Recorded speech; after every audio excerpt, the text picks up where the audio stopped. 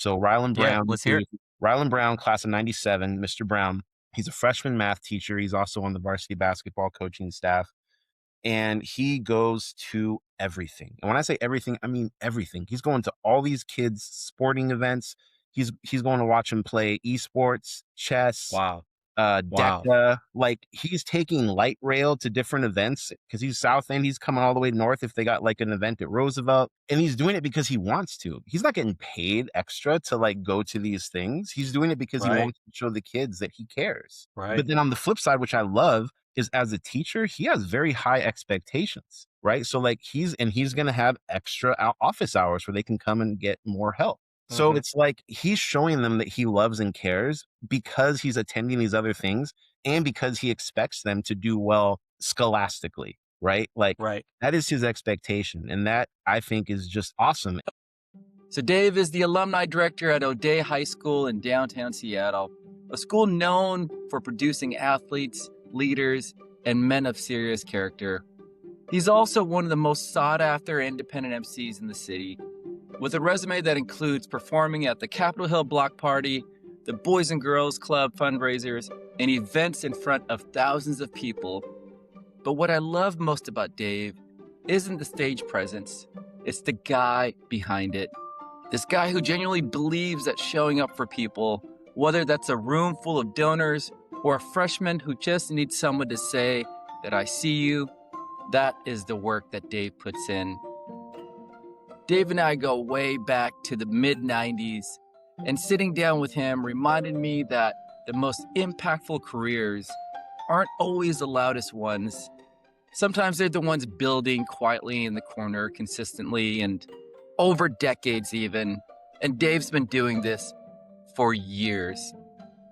He's an inspiration and a person who genuinely is a great human being.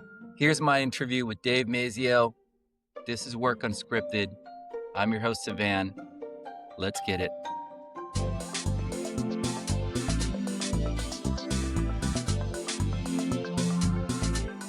Welcome to Work Unscripted. I'm your host, Savan, and today I've got my good friend, Dave. Dave, what's up? How are you doing? What's up, dude? I'm good. How are you, bro? It's been a minute. It's been a minute, man. A lot has changed. Life, work, all the things. I want to catch up on that today. But Dave, I want to start off with a simple question. You are a man of many talents. But if you could describe yourself in one sentence to our listeners, how would you do that? That's a great question. One sentence to describe myself to the listeners. Yeah. Charismatic, versatile, confident individual. Nice. I love that. Especially nowadays, man. The confidence is definitely waning generally in society. And Yes. we got to bring that back somehow. I agree. I mean, I see it all the time.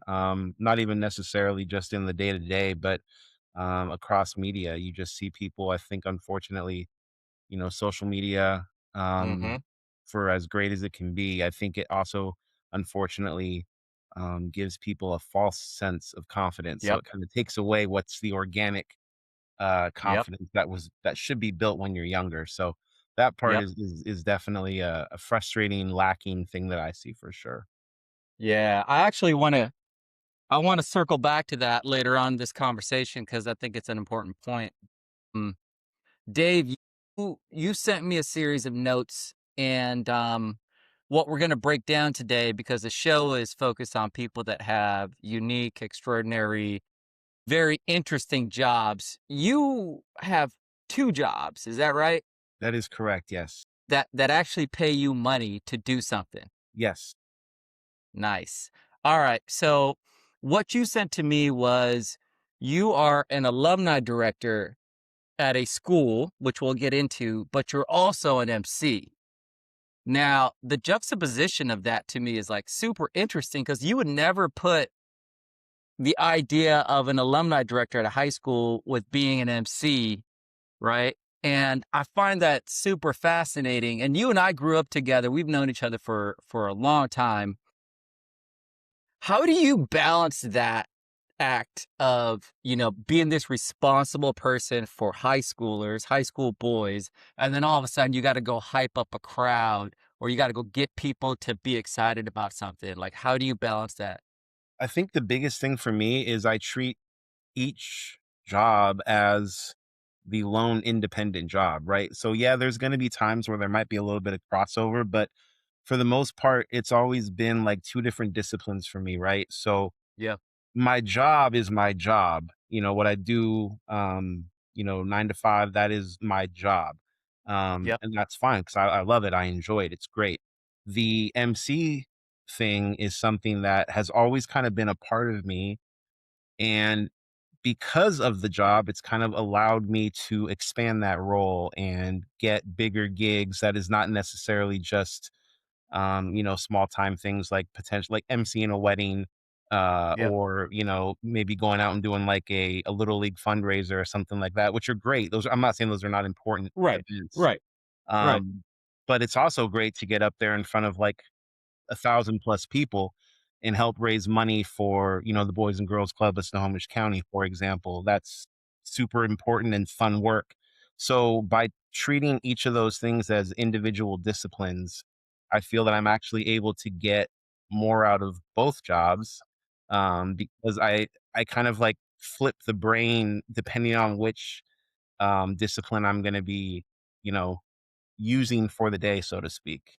Yeah. I love that, man. And, the older you get, the more you start thinking about how you can leverage things from different parts of your life to benefit other parts. And I would imagine, the work that you're doing right now in terms of being the alumni director at O'Day and the people that you meet there that are so talented that come out of that school, whether they've graduated or they've worked there, I'm sure there's a lot there that you've leveraged as well, just going into your MC career and vice versa. Like you probably have done shows and people know you from those shows and they're like, oh man, I'd love to get my kid into this school.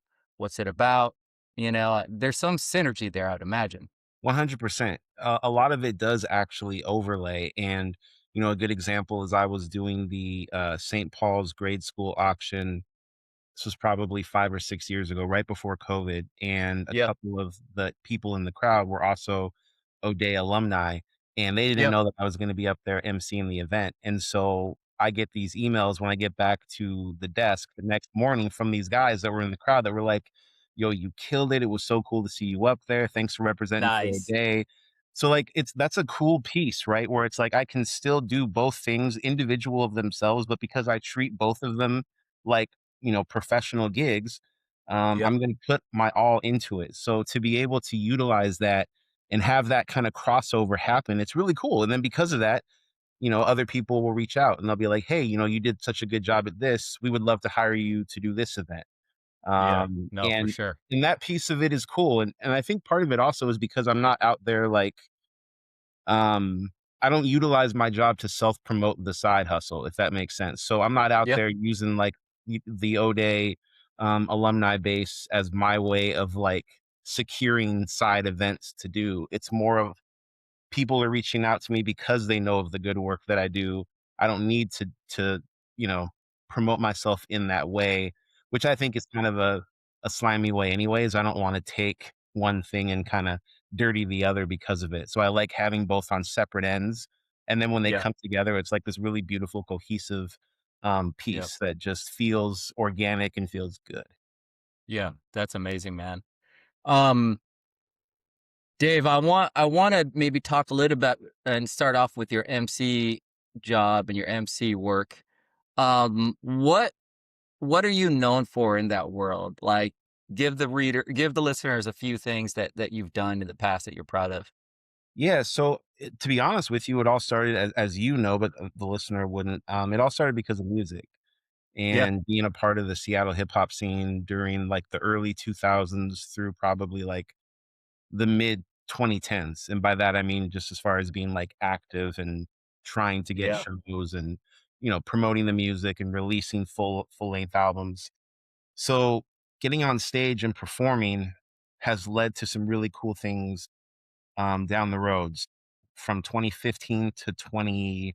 18, I was able to be the on-field MC for Husky Football, which was Yep. awesome Remember because that. Remember every that. single game, I've got 70,000 people watching what I do, which also led to some really cool connections that I made down the line that then led to working with the Boys and Girls Club of Snohomish County, or Yep. led working with different, schools, grade schools, high schools, colleges, and emceeing a lot of their events. So taking that music thing, which was how I built my confidence on stage, and just kind of flipping it into hosting events. So they're very similar. You're basically, as a rapper, you want to control the crowd. You want to engage the crowd. You want them to feel your confidence, right? Or else the Yeah, music's not for going sure. to be good, especially on stage. So that translates to hosting an event because you want them to know that you're invested in whatever this event is and you're giving your all and you're trying to engage with the crowd. And so that's where it all came from. And it's really led to some cool things. And, at this age, man, I'm not out there trying to rap on stage as much as I used to. Right. Right. So being able to do something a little bit easier as far as athletic skill, just standing there and hyping up people, it's worked out really well. Yeah, I mean, you were at some pretty big things. Like, I remember Capitol Hill Block Party. Weren't you a part of Yeah, that in some way? that was Yeah, tell us amazing. about that. So Capitol Hill Block Party, God, this was probably 2011, I want to say, and it was kind of like right at that peak, right? So Yep. Mac had just started to blow up with Thrift Shop, and kind of everyone that was associated with him got vaulted up a little bit just because, hey, Seattle hip hop was hot. Seattle hip hop was what people wanted to know more about. And Yep. so, Grinch, one of my favorite people in this whole world, Yep. Shout out. super, super talented MC out of Ballard. He's always been like, as far as like music goes, that guy's like my musical brother. It's funny because he's younger than me, but he kind of took me under his wing and gave me so Yep. many great opportunities, which I can never pay back. I mean, it was just the stuff that he did for my career musically is phenomenal. And Capitol Hill Block Party was one of those things. And it was the first time that I was able to really get in front of like a really big crowd and people actually like knew the words to the songs. And I was blown away by that. It was like, yo, this is nuts. Like, and yeah, sure, it was the time and the place, but it was such an amazing organic experience for me that uh like to be totally honest with you, it's hard for anything else to kind of compare to it because it was just this like time capsule in the moment type of thing. And it's so funny because when I go back to watch like video footage, as soon as I get on stage, like the XLR, the mic cord had ripped off the mic. Oh So in my man. head, it's like 5 alarm blades, right? Because I'm just like, oh Right. my goodness. But Right. as an MC, whether it's rapping or hosting an event, you just have to pivot. You can't like, oh, like show the crowd that you're freaking out. Um, but So what'd you looking at do? the footage, man, I mean, I just kind of went with it. I reached out and grabbed Grinch's mic and just kind of kept going. And luckily it didn't mess up my flow in my head. Right. Cause then that's like worst case scenario. Then you just have to freestyle and it's not good. So, we were able to pivot and make it look good. And I don't think really anyone noticed outside of course, us, cause it was happening in the moment. But stuff like that just makes you better, right? Like just like an athlete, I'm gonna go back and watch film, critique myself and get better from it. But that experience was absolutely incredible. Yeah, that's amazing, man. So like you started off, with aspirations to have a hip hop career in some Mhm. capacity. Um, at what point did you start to transition more into the MC role? Like, were there things that had happened or didn't happen, and you were just like, man, this is probably I'm past my prime. I need to go and look at something else. Like, how did that happen? So it actually worked out really well on both sides. The job that I have, I'm very lucky that, the hours that I have allow me to do a lot of things like in the afternoons or evenings or weekends, Yep. which of course most hip hop shows are going to be late night anyways. So I could do Yep. that. And I was younger, right? So I could work 8+ hours, go to Yep. Bellingham, do a show, drive back to Seattle, go to bed at like 2 a.m., wake up at 6 a.m., and go right back to work. Yeah. Uh, That's rough. but that's a young man's game, right? And I was Yep. like, okay, I'm not living that lifestyle no more. I need at least 6, 7 hours of sleep to be Uh functional. huh. God bless. Right. So 2010s, I would say around then, music was good, music was getting better. But it also was something that I always knew was like, okay, this is cool, but this is definitely a side hustle. And unless something big pops off, I need to kind of figure out how can I transition this into, something that's going to still keep that drive alive and want me to do things on stage, Right. but in a more practical sense for, someone my age. Yeah. And it just kind of worked out that at the time we were going through some changes at the school, and people were basically like, "Hey, we know that you do music, you get on stage. What's your thoughts on emceeing some of our events?" Hmm. And I was like, "Okay, yeah, sure, that sounds cool." So, and it's not like just some events. I mean, we're talking like our biggest fundraising events of the year. So our Celebrate O-Day Yeah, auction, they're our big. Athletic Wall of Honor fundraiser. I mean, these are like our big, big money making events. So they obviously had trust and faith that I could do it and do it well. And so that's where that started. And then people that would attend those O-Day events, if they're representing like another school or another business or entity, they would be like, "Hey, we saw you at the O-Day auction. You were fantastic. Could you do X, Y, and Z?" And so that's how it started, and just kind of, building momentum from there. And it's actually really cool because I can kind of pick and choose now, what events I do on the side. I don't have to be tied down to like, like an auctioneer company or something like that, Right. which is nice because then I can kind of, I'm like an independent contractor, and it's more fun that way because then I really do get to pick events that I feel passionate about. Right. I'm not up there faking the funk. I really do care, and I really do want to help. So the transition, it just worked out perfectly for me. And now in my 40s, mid 40s, it's great because now I can still do music, right? Like on the side, Yeah. like record music, release music, perform every now and then. And that's Hmm. nice because it's just kind of like a cherry on For top piece. yeah, for the love of it. Exactly, 100%. And that to me is what it's all about, man. Like I just feel really blessed that I'm able to do all of these things, um, and enjoy all of them at the same time. I feel like a lot of people don't necessarily have that, and I do recognize it, and it's really cool. It's a really cool life that I get to live. Yeah, man, that's amazing. I feel like there's a lot of people that aspire to be an MC because they enjoy getting in front of people and making Mhm. them excited for something, or getting them fired up to be a part of a special event. Um, what are some of the character traits that make up being a good MC? Because I've seen a lot of really bad ones, bro, and it's not good, right? Because you're sitting there, it's like pulling teeth, like to get through that event. 100%. I think the biggest thing, honestly, is you need to be a good listener. And I know that sounds weird, Mm. Yeah. but you need to go in knowing that you are there to help. You're not there to self promote. Right. You're not And the so prime you're act. absolutely not. And you Yeah. Okay. and it shouldn't be that way. Right now, if you have like a celebrity MC, like, for example, like let's say a Doug Baldwin or a Nate Burleson comes and they do an event. Okay, I get that. But they're so Right. good at what they do, especially Nate, they're not doing that as a way to self-promote themselves, right? They know what to do. So I think Right. being a good listener is huge because, whatever this event is, the people obviously care about it, Yeah. and they want their attendees to have a good time. So they want to hire someone that is actually going to believe in what they're saying and then just be a part of like I'm a, was it a key in the cog or a cog in the whatever it is. I'm Yeah. part of Yeah. the machine. Yeah. Right. Yeah. Part of the machine that makes it work. Yep. And, I like to sit down and speak with the people that have hired me to do the event multiple times leading up to the event. So, make sure I've got the script right that they need, ask questions, make sure I've got name pronunciations correctly, ask them like, "Hey, I was thinking about potentially, doing like some sort of joke about this or making like a personal connection story here. Is that appropriate? Is that okay?"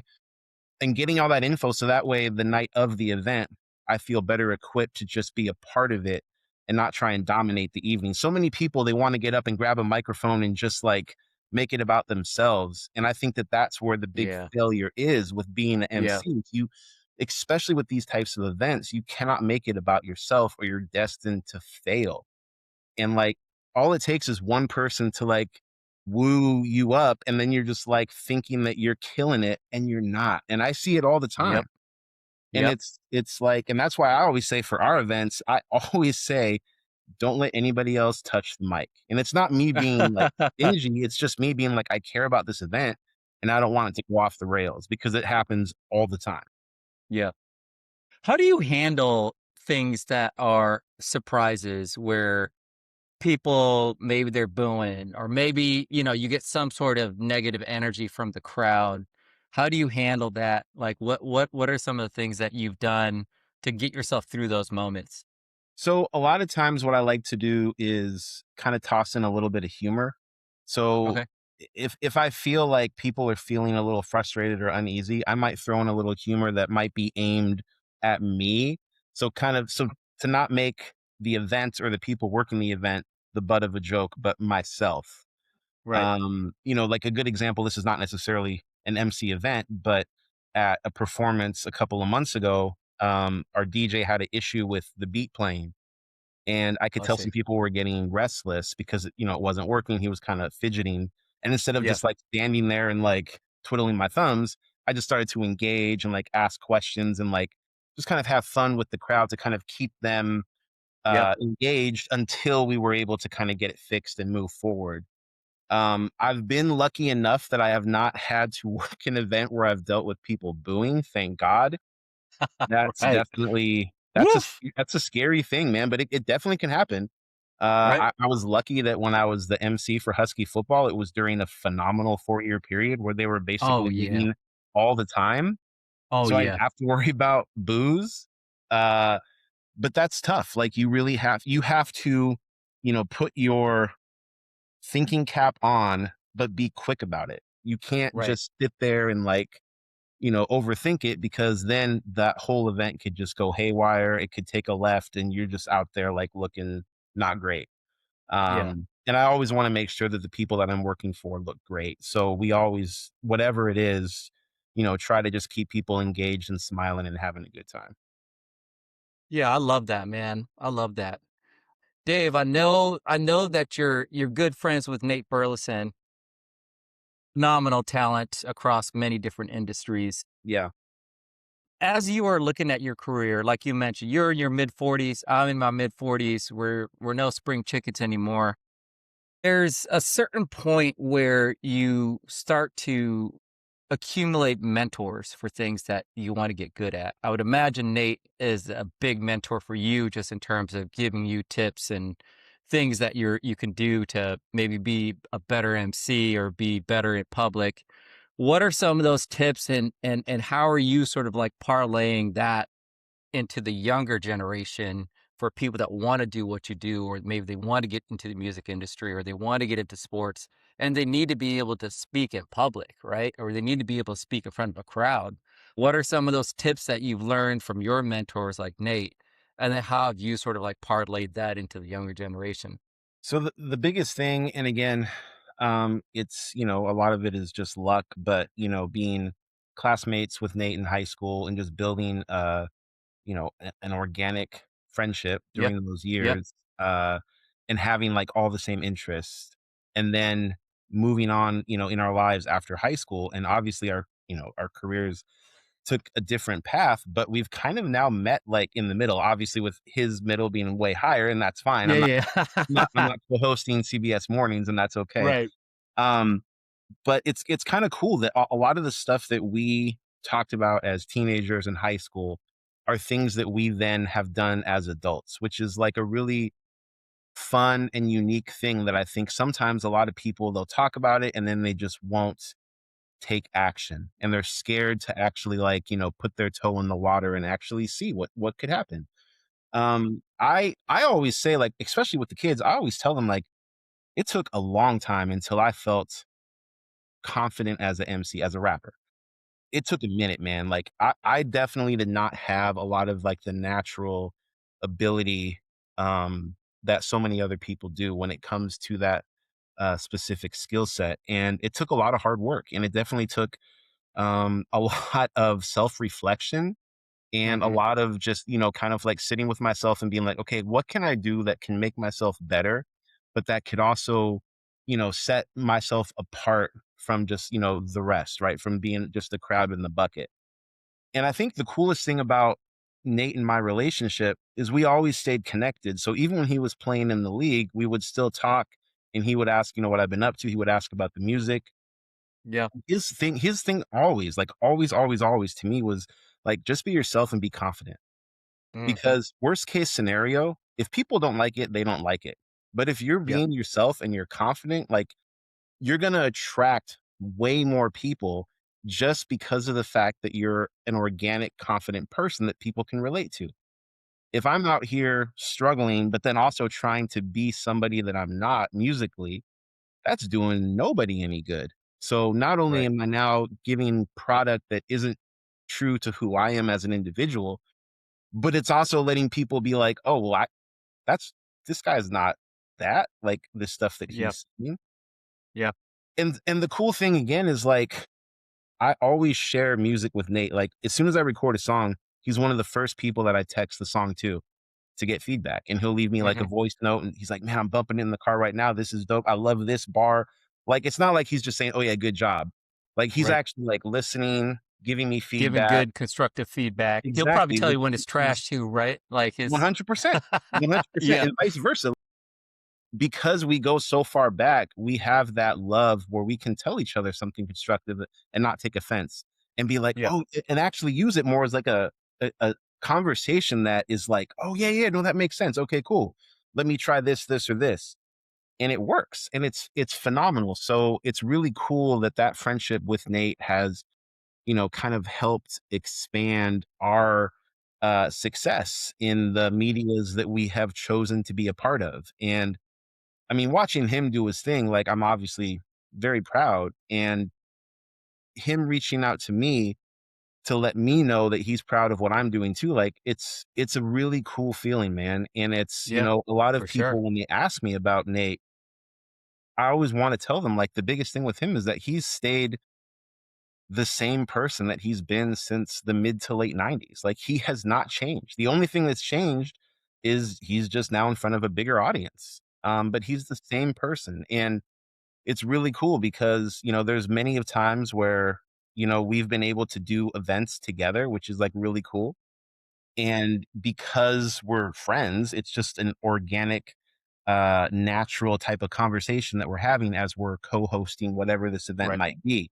So it just Yeah, you works got that really well. natural banter back and forth. Exactly, exactly, and we Yeah. can kinda, like, tease each other, or we can, like, toss in a quick little throwback that we understand that other people might laugh about.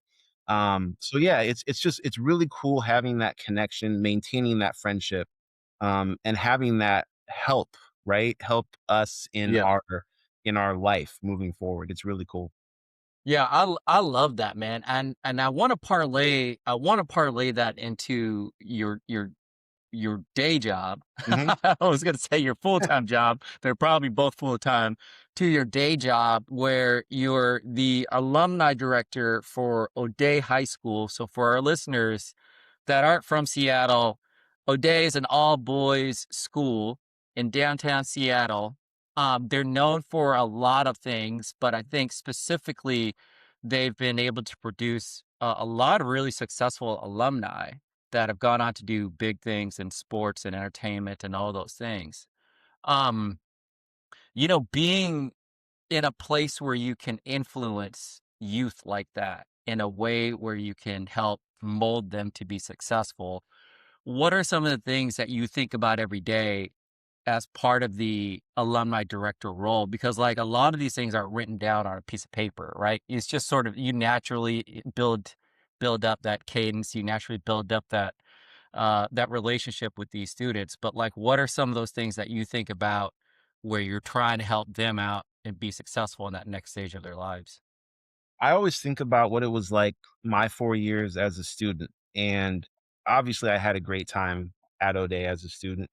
Um, but there were also things that I thought could have been better as far as, um, making me as an individual feel more celebrated.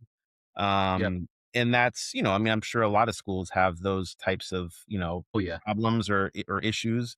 And so when I started working at the school, I look at these kids and I see myself or I see my classmates every single year. Like I see how they're acting, I see what they're doing, and it makes me think back to when I was a student. And so I think Mhm. it's really important to have people at the school that genuinely care, right? Because for a lot of people, a job is a job. It pays their Yep. bills. It's something that they do because they have to do.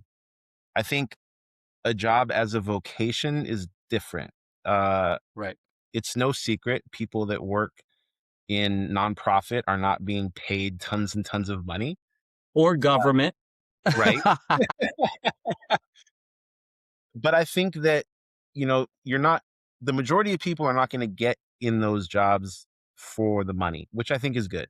I think you need to get into it because your heart is in it, and I think that, man, like, the teenage years are just so awkward in general, and having people adults, in a school setting where they feel like, "Oh, this is a safe space for me to be," like, if they wanna come in my office and ask me a question or shoot me a message on Teams, or if they just like see me walking around the school, like say, "What's up?" I think that's really important because in my role as alumni director, I want them to graduate and have strong feelings and be like, man, it was really cool when I was a student because, Coach Mazzeo was looking out for me, or, Coach P was doing like, I think that is so important. And a lot of people might not necessarily think about that. And I think that they're thinking like, okay, how do I maximize, donations, or how do I get, a lot of our older alums to, give a lot of money? Well, it starts with what you do with the students right now. And if Mhm. they're Preach. feeling loved and cared for and appreciated and valued, then they're going to be those types of alums that come back and want to support. And I Right. think that's what's important. I think that if you don't look at it, like if you look at it as, okay, these kids are here. It's my job to teach or interact with them. But then when they're gone and whatever. I'm gonna give, I mean, a lot of people at O'Day do great work. And I don't want to single out one person, but I will, just because this one person to me always goes above and beyond. So Yeah, let's hear it.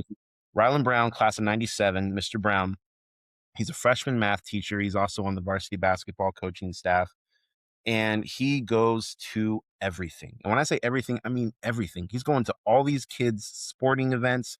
He's going to watch them play esports, chess, Wow.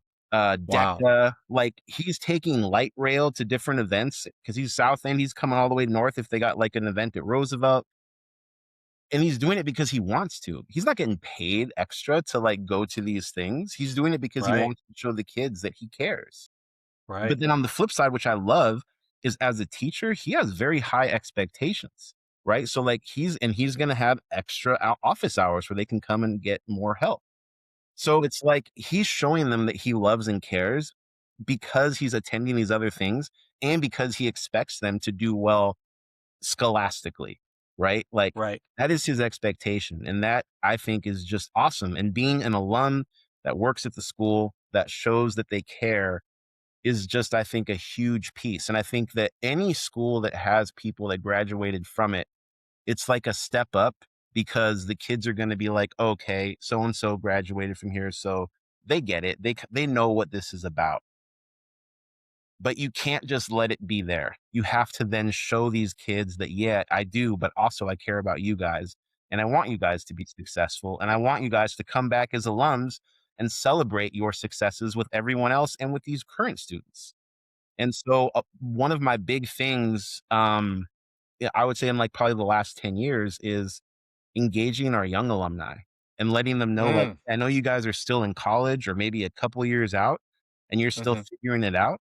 But I want you guys to come and talk to these young guys about it because that's Yeah. vital information. Like they can ask Yeah. these guys stuff that, yeah, someone that graduated in the 70s, 80s, or 90s could answer, sure, but it's going to be a very different answer than a peer.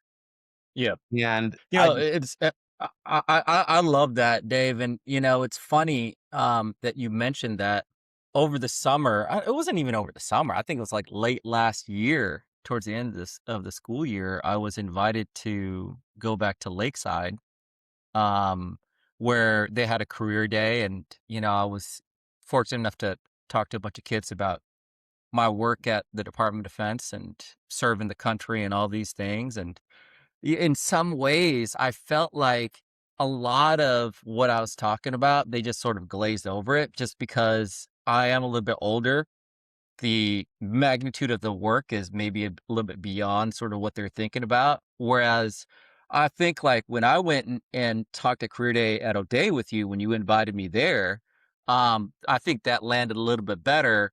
Although you did put my ass after Macklemore, which is a very hard thing to follow up on, and I'll Fair. never forget that, bro. But I feel like you're absolutely right. You know, there's certain demographics of people that can reach these kids a Yeah. lot easier, Yes. especially if they're tuned into certain types of things. Yes. Man, Dave, talk to me a little bit about what your day to day looks like, man. You wear a ton of hats, you coach, you go to events, you do all these things. What's a day to day like for an alumni director?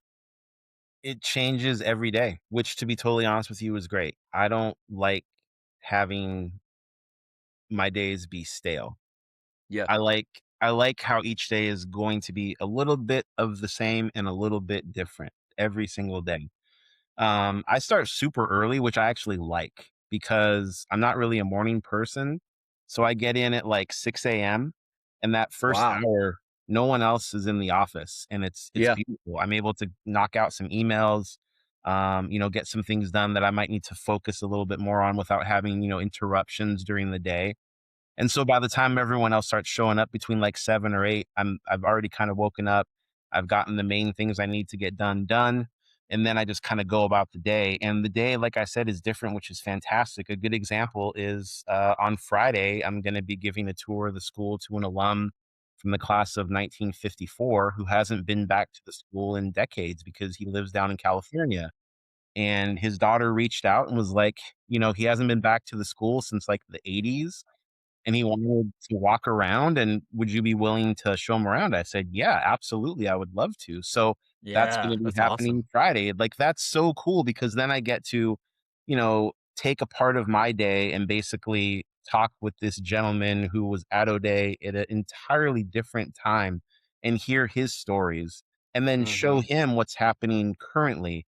And that's like a Mm-hmm. really cool mix that I love about my job is I get to like, connect with these kids because I'm on campus every day. And then I'm Right. connecting with the alumni when they come visit or when they're, attending events or whatever it might be. So it's really cool that each day is a little bit different. Um, but yeah, the majority of each day is going to be kind of some sort of mixture of, you know, uh, being like the PR person for the school for the alumni. So like they're like, hey, what's the basketball schedule look like? Or how can I, do a live stream? I heard the chess team is doing a live stream or the esports team is doing a live stream. How can I watch that?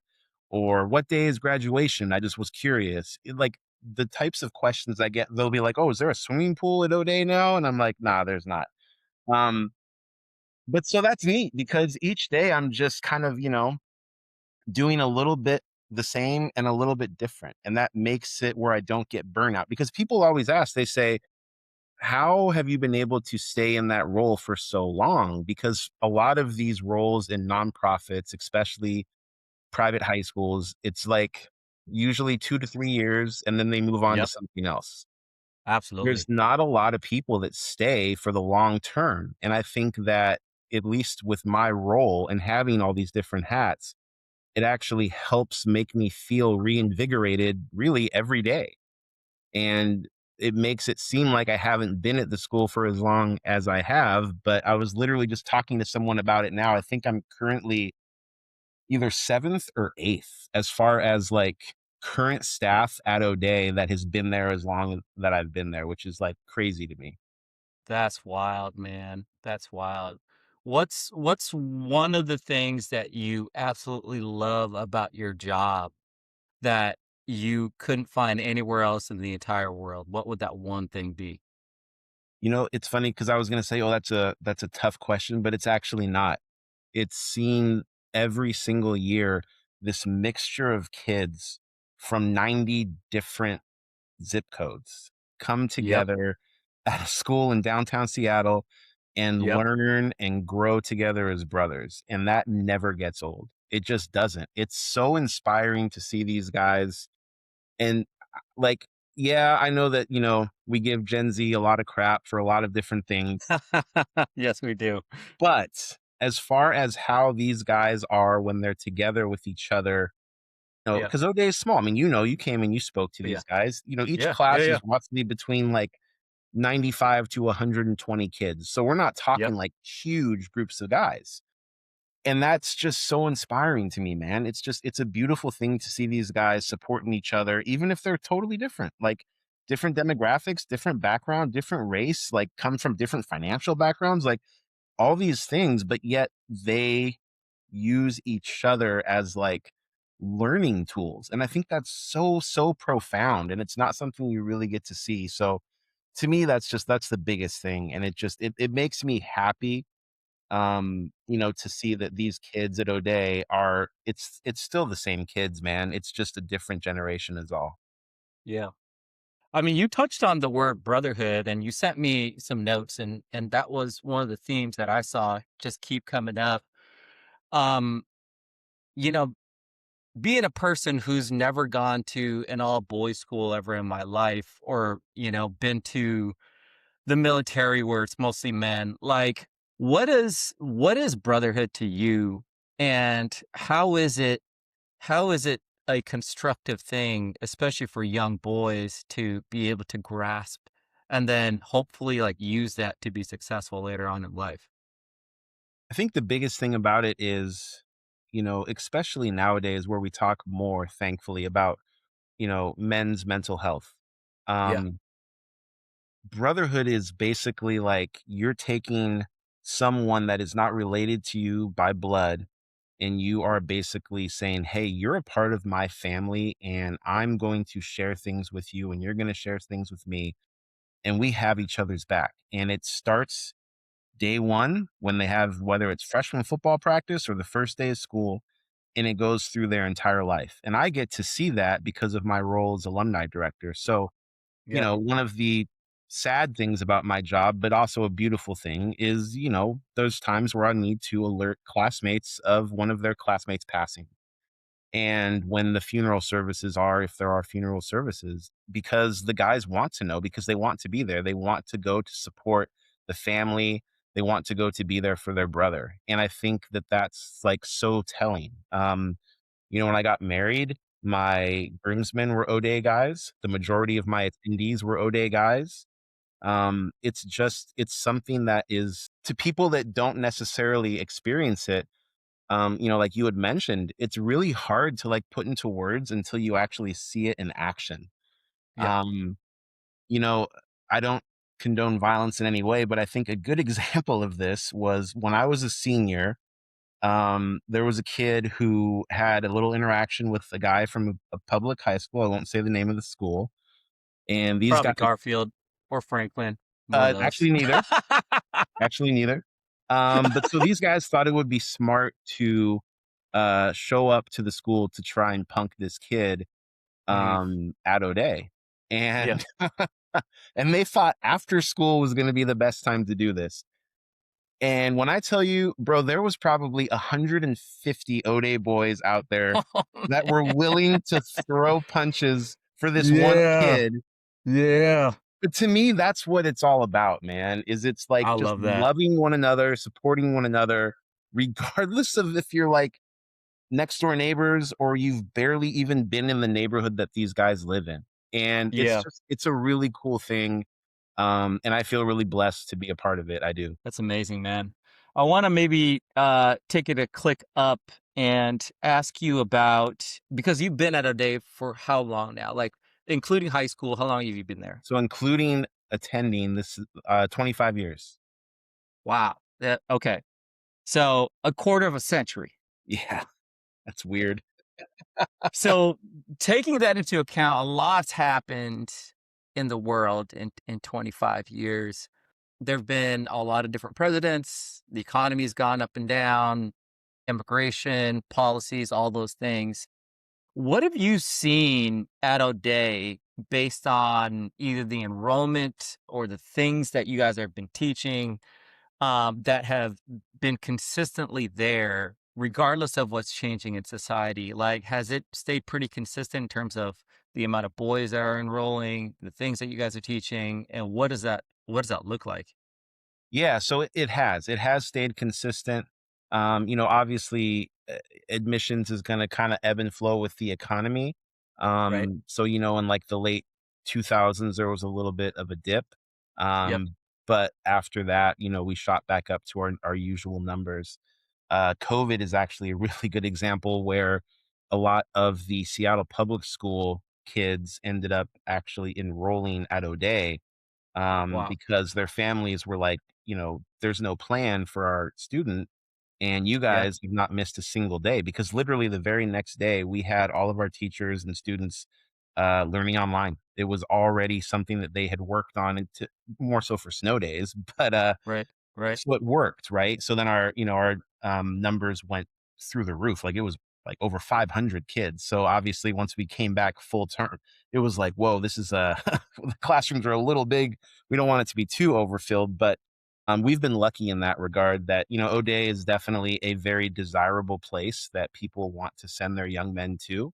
Our open house, which I also MC, is like proof of that. And the cool thing with that is we've got, you know, probably 100 of our students that are working this event, whether they're, standing next to, like a poster board of whatever club or sport they're doing, or they're actually upstairs in the school talking about their experience as a student to the Right. parents. Right. And then the entire faculty and staff is there to ask questions, or excuse me, to answer questions. So it's like a command performance that everyone looks forward to, because you get to sell the school, but you're passionate about it.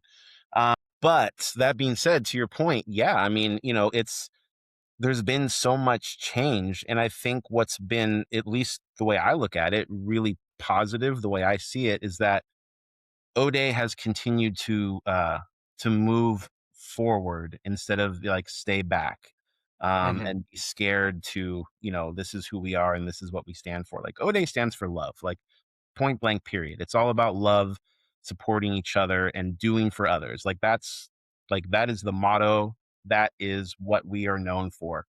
And I think that that's a big, big selling point is, these families want to make sure that their boys are going to a school in which they feel that they're truly cared for. And I think that, earlier in the day, back in the day, it was, a little bit more rough and tough, and you had to kind of survive. And I think, and that's why I say it's good, because O'Day has continued to kind of like progress and be about student centric services. Yeah. Taking our counselors that traditionally were just college counselors, and now they do everything. Like, our counseling team is phenomenal. You have to check in with your counselor. Like, it's not like, oh, I just talk to them when I'm a junior about what college I want to go to. No, it's like you check in about your classes, about your mental health, about if you feel safe, about all these different things. And I think that that's, again, proof in the pudding that the school cares about the young men, because they want them to be successful, and they realize that not every student is going to be coming from a happy home. There are a lot of students that need some extra care and love and support. And so that piece of it to me is a beautiful thing, because, on the outside world, and I always say, like, O'Day to me was kind of like a bubble. I even did like a spoken word piece about this probably like 10 years ago, because which can be good and bad, but it was like, in this bubble, I was like, hey, I go to this school with all these different people, and we all love each other. And then we go out into the world, and it's like, whoa, this is not what I Yeah. experience here on the day to day. Yeah. So I it's, felt like that too going to yeah. Lakeside. That was comparable in size probably. I don't know what it is now, but yeah, that definitely was like a universe that you just like walked into and the minute you left. And I lived in South Seattle, as you know, bro, and that you couldn't be more different in terms of the demographic and the race and all those things. um how do you keep kids that are going through that have sort of like this huge discrepancy in the certain lifestyles, and then they have to go back home and maybe their parents are struggling or maybe they've got depression and all these things, like how do you help them stay even keeled enough to be successful when they're graduating? So that's a great question. And in 2015, O'Day started using a house system model. What is And that? that I always say it sounds a little Harry Potter esque, which is fine. Yeah. But the way the house system works is the entire school, so students, faculty, and staff are randomly mixed into these 4 different houses. And in these houses, they meet every single day. So literally every single day, all 4 years in smaller classroom-sized groups. So again, mixed, freshmen through seniors, and they do activities together, right? So whether it's like the Christmas fundraising thing that they do where they wrap gifts and then deliver them to families, or whether it's um, they go on a lot of retreats and stuff like that together.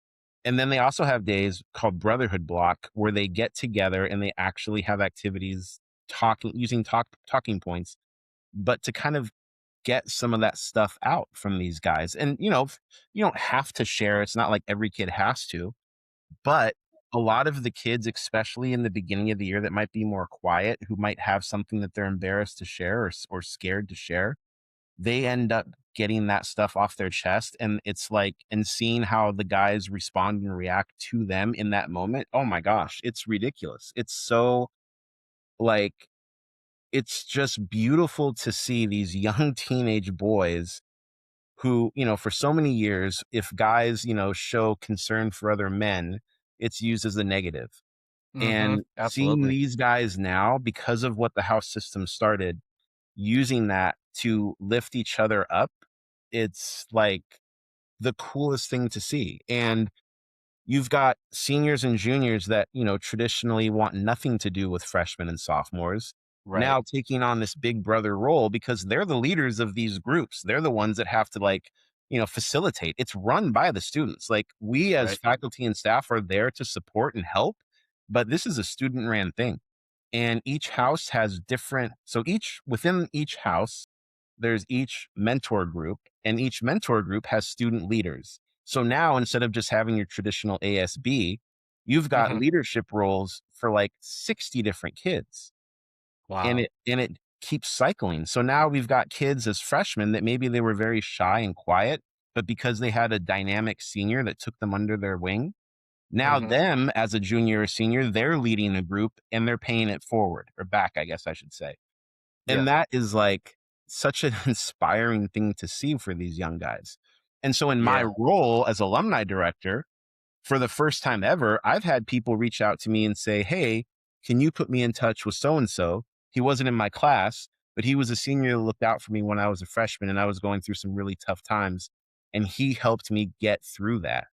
And I wanted to reach out and tell him because now I'm, doing such and such and I'm being successful. And so much of that is because of what he did for me. So the proof was in the pudding. And it's a really cool way to kind of use um, the spirit of brotherhood to help better each person. Because Yeah. to your point, like you said, man, you don't know what a lot of these kids are going through. You can't assume that every kid is coming from a two-parent household in a nice house with Yep. working Wi-Fi, with Yep. food. Yep. You just can't assume those things. And it's so many of our kids are receiving some form of financial aid, so, it's not like every kid that's going to O'Day is just coming from this sunny background. And yeah, I just think it's so cool that with this house system that we've had now for the last 11 years, it's really opened the door to making those kids that, might not have felt comfortable there for at least the first 2 or 3 years to start feeling comfortable as freshmen. It's a really big start for their high school career. I love that. Are there other schools that's doing something similar to that? There are, and there's not that many. There's now more. But so our team that grabbed it, they grabbed it from Moeller High School in Cincinnati, which is actually where Ken Griffey Jr. went to high school. Very cool. Man, So that's where we nice. got it from. And it's worked so well that now we have teachers and students actually go speak at conferences and not just locally or virtually. They'll go to like Atlanta or New York, and they'll talk to a big crowd about how the house system has benefited O'Day and how it makes things, I mean, easier, to be totally honest with you. The look, it's teenagers. Bullying can hmm happen at any time, hmm but the level of bullying is like dramatically down than what it was before.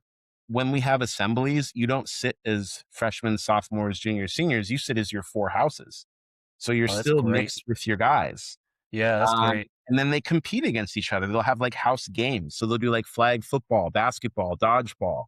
And each of those mentor groups will have teams and they'll play each other. So it's not, again, just seniors against freshmen.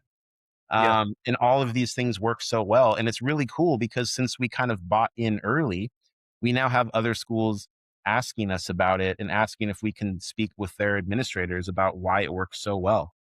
Yeah. That's amazing, man. And I feel like the success of that is probably because everybody bought into it Exactly. in And some way, you right? have to have the buy-in. Yeah. The first year I was definitely nervous because here is this senior class, the class of 2015, who for 3 years had seen the seniors get their senior lounge, the seniors get this, Mhm. like, special space in the Yep. assemblies, Yep. and that got taken away. They didn't have a senior lounge, that Dang. became the house hub, which now is where all the leadership meetings happen for our student leaders and faculty and staff leaders. That's They great. don't have the senior slot in the assemblies, right? Because now that so for the class of 2015, they were definitely not feeling it at first. Um, and I think once they kind of started to see the benefits, and especially now that they've been graduated for 11 years, looking back on it, they Yep. feel really proud that they were the first group of seniors that got to partake in that. And then Yeah. every other class after them is just, I mean, that's just what they know. So they don't know any better. And they just think it's like the coolest thing.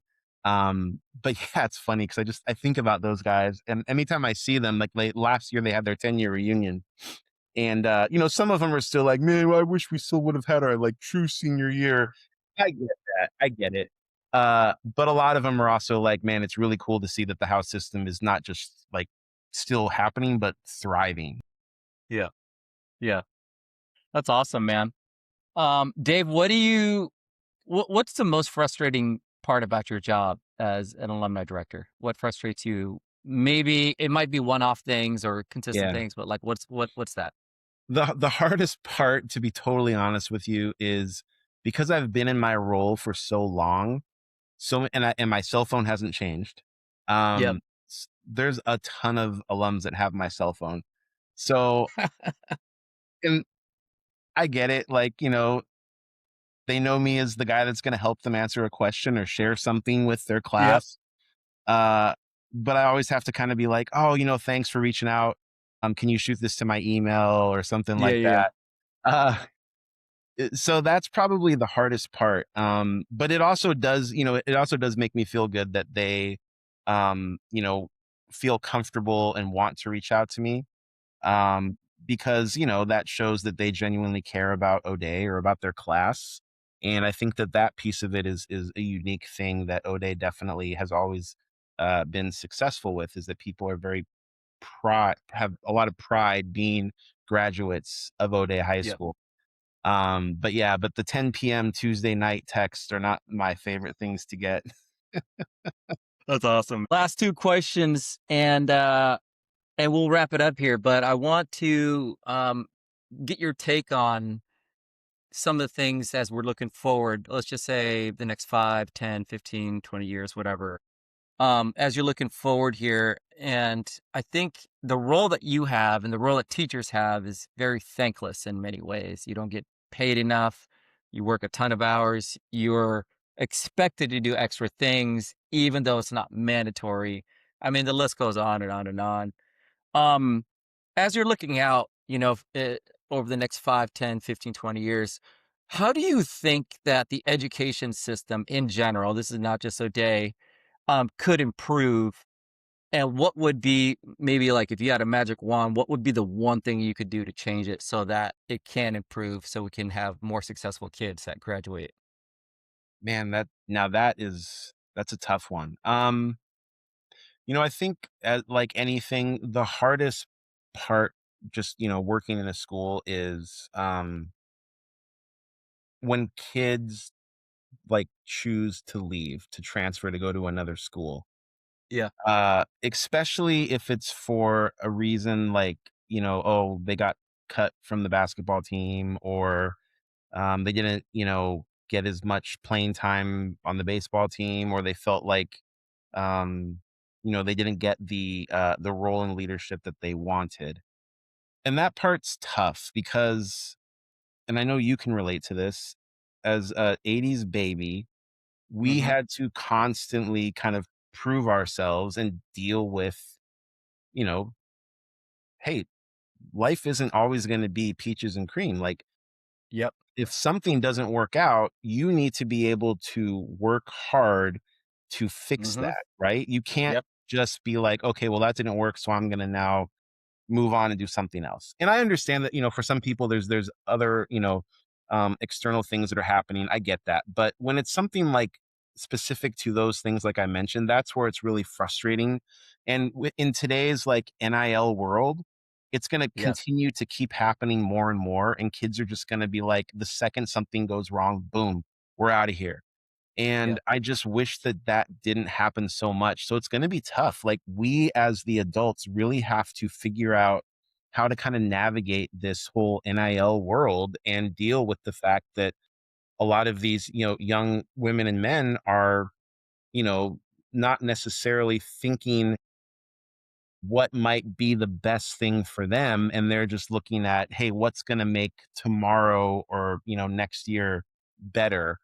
But then the future might not necessarily be that. And I think that's like the hardest thing, is how do we, keep these young kids engaged and feeling loved and appreciated, but also like, hey, you need to work hard to earn what you get, and not just kind of, keep turning to the next door to see if it's something that can make it better for you. I think that that is unfortunately something that I've seen happen way more the last 5 years, I would say, really, with the whole NIL thing. And um, it's sad because, I'll see, and has nothing to do with that, but, there'll be people that'll reach out to me that didn't graduate from O'Day.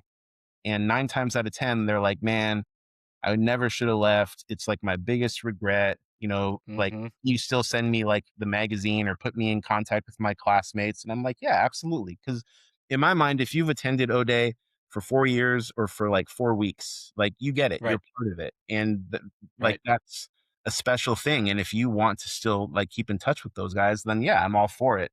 But I just don't want to see situations where people are leaving whatever school it might be, not just O'Day, and Right. just trying to go to what they think is the next best thing, not realizing that the place that they are in is probably going to be Probably the the best best. spot for them.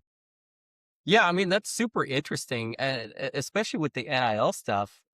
There's Seattle in general produces a lot of very good athletes that play at the highest level. They also produce some of the best computer scientists, scientists in general. I mean, the list goes on and on.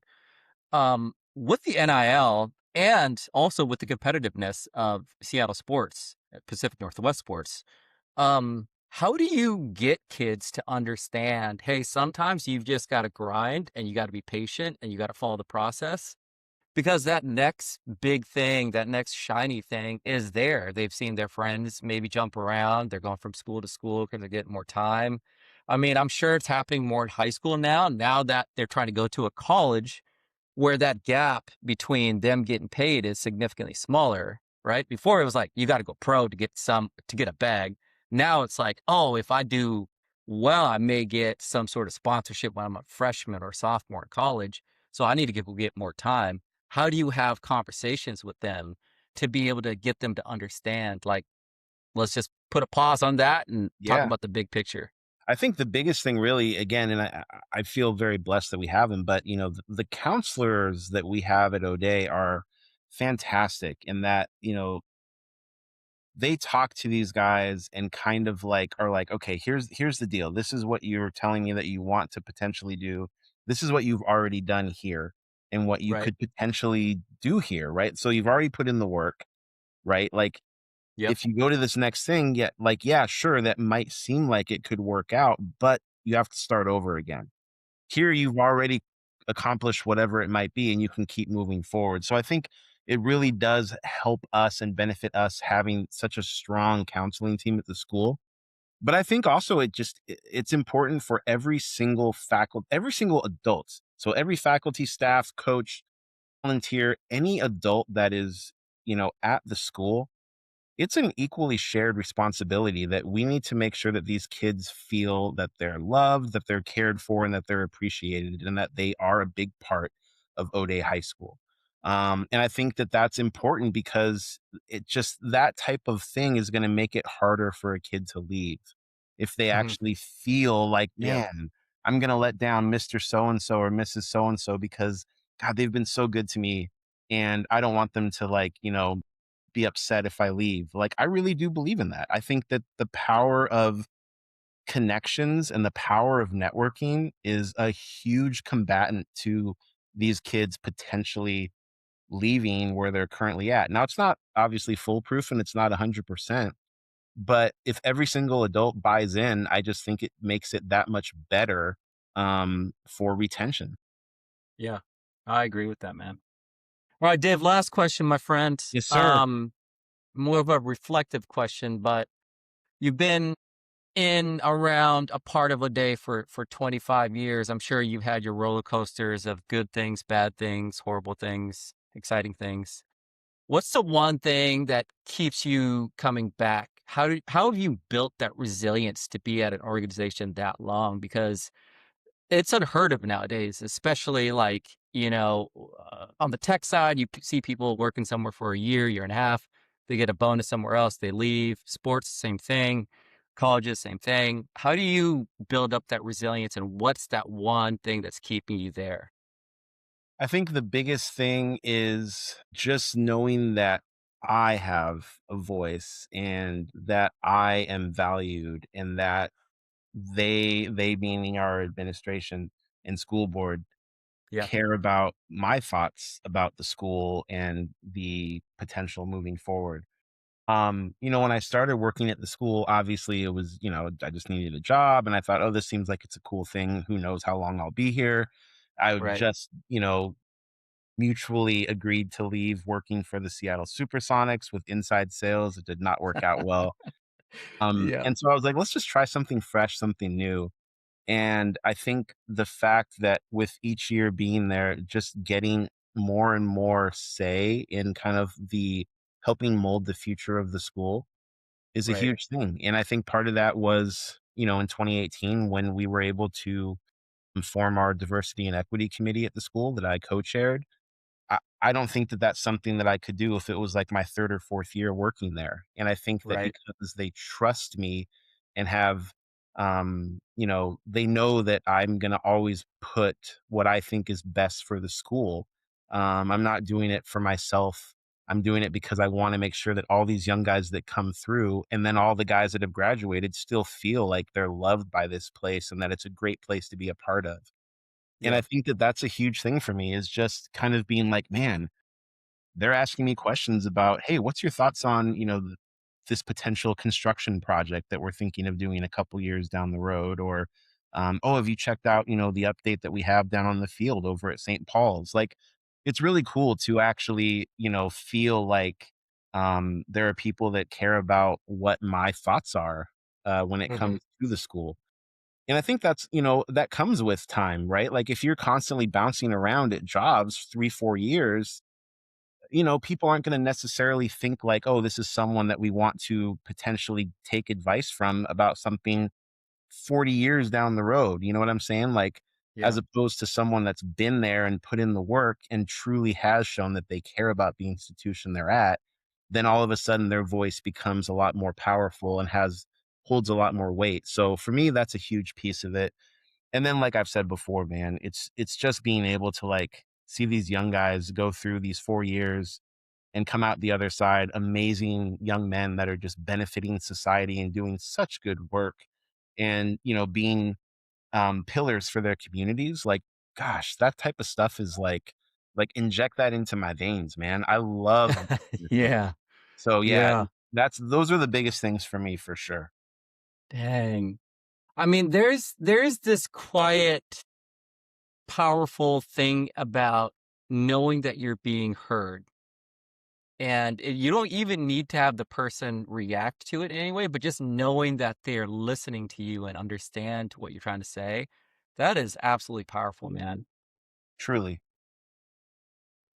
Oh, All right, my friend. That wraps up the show. Dave, man, you are an inspiration, bro, from Oh, getting people dude. fired up at shows, Husky games, to what I think is actually probably even more inspiring is helping out kids in Seattle and so on down the line. But man, it's a privilege to call you a friend. I appreciate you coming on. Thank you, brother. I appreciate all that you have done and continue to do, seriously. And I think this is a really cool endeavor that you've gotten yourself into. It's really awesome that you're highlighting a lot of these people. And I'm looking forward to watching more of what you do, bro, because I've always believed in you and you're the man. I appreciate you. You're one of three, so we'll chalk that up. I love it. All right, brother. You take care, man. I You appreciate too. you. Love you, All man. right. See you. So you just heard my conversation with my good friend Dave Mazzeo from O'Day High School. He's a gifted alumni director, but also one of the most talented MCs in all of Seattle. And here's the one thing that stuck with me. Dave talked about a teacher named Mr. Ryland Brown. First of all, the name Ryland Brown is already off the charts in terms of swag, but this guy takes the light rail to watch his students compete in basketball, football, esports, chess, you name it. He's there. He's not getting paid any extra to do it. He just shows up for the kids because he wants them to know that someone is there that truly cares about them, not just in class, but also outside of class. But here's the thing that got me. Mr. Brown also holds them to the highest expectation in the classroom. Extra office hours, accountability, all of it. You don't see that anymore in schools these days. And Dave said something I haven't been able to shake since we had this conversation. Showing up and holding high standards aren't opposites. They're really the same thing. That's what real investment looks like. So if you're leading people, whether that's a team, a classroom, or a family, ask yourself, are you showing up for them outside of the work? Because the ones who feel seen are the ones who stay. If this conversation with Dave hit just a little bit differently, do me a favor, hit that subscribe. And every time you do, it keeps the conversations like this one alive. More guests, more stories, more of the stuff that actually matters. I'm your host, Savan, and I'll see you on the next one.